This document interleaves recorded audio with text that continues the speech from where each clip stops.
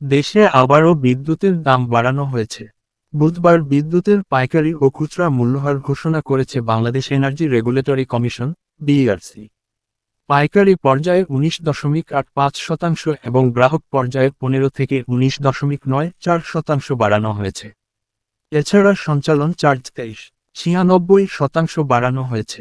গত 3 থেকে 6 মের মধ্যে বিদ্যুৎ উৎপাদক, সঞ্চালক ও বিতরণকারী সংস্থা কোম্পানিগুলো বিইআরসিতে বিদ্যুতের পাইকারি ও খুচরা দাম এবং সঞ্চালন মাশুল বাড়ানোর আবেদন করে। গত 20 ও 21 মে বিইআরসির গণশুনানিতে রাজনৈতিক নেতা, ভোক্তা অধিকার কর্মী, ব্যবসায়ী ও শিল্পোদ্যোক্তারা বিদ্যুতের দাম বাড়ানোর প্রস্তাবের বিরোধিতা করেন।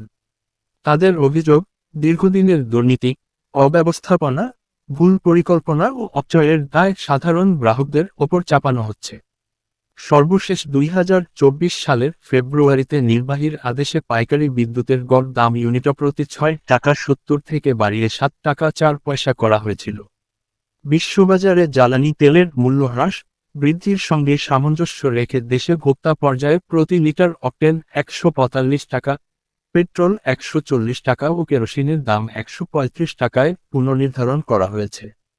তবে প্রতি লিটার ডিজেলের দাম 115 টাকায় অপরিবর্তিত রাখা হয়েছে।